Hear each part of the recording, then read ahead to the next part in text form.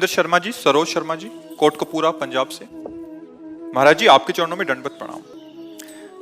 गुरुदेव, आपके आश्रय में आपकी बताई पद्धति से उपासना आपकी कृपा से ही हो रही है, पर फिर भी दो दोष इस अंतःकरण में बार बार आते हैं।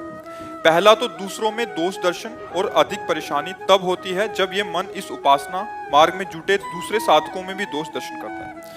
दूसरा, महाराज जी, पूरा दिन अपनी दिनचर्या में सुदृढ़ ढंग से चलने का प्रयास करने पर भी कहीं ना कहीं दृष्टि भटक ही जाती है और चिंतन पर प्रभाव पड़ता है। गुरुदेव, अपनी कृपा दृष्टि बनाए और मार्गदर्शन करें। देखो, सबसे बड़ा दोष का जो मूल है उसे हम पहचान लेंगे, दाल पत्ते सब खत्म हो जाएंगे।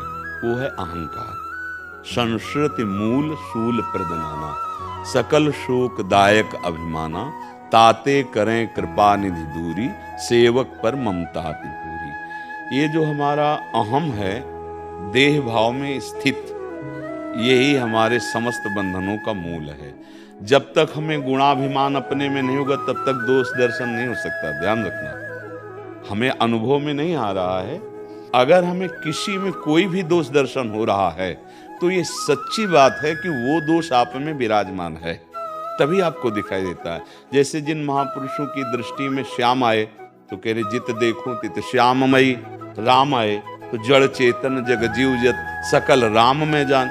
ब्रह्म आए तो सर्वम खलमिदम ब्रह्म। और हमारी दृष्टि में दोष आए तो सब दोष देखने का भाव।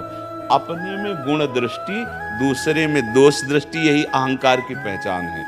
यही अहंकार जब प्रियालाल के चरणों में, गुरुदेव के चरणों में समर्पित हो जाता है तब अंदर भाव आता है, इनमें तो क्या दोष है। अगर हम अपने दोष देखें तो हम तो प्रियालाल के लायक ही नहीं हैं।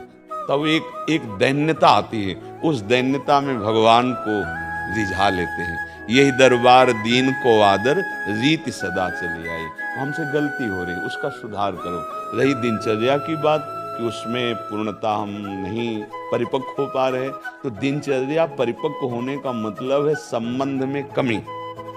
जैसे संबंध हमारा पति से है तो ननंद, सास, ससुर, देवर सबकी सेवा करते हुए अंदर से भाव क्या है, ये मेरे पति के संबंधी हैं। इनकी सेवा का मतलब पति का प्रसन्न हो जाना। पति की अनुकूलता और प्रसन्नता के लिए वो पूरे घर की सेवा करती है। उसका लक्ष्य क्या होता है, पति।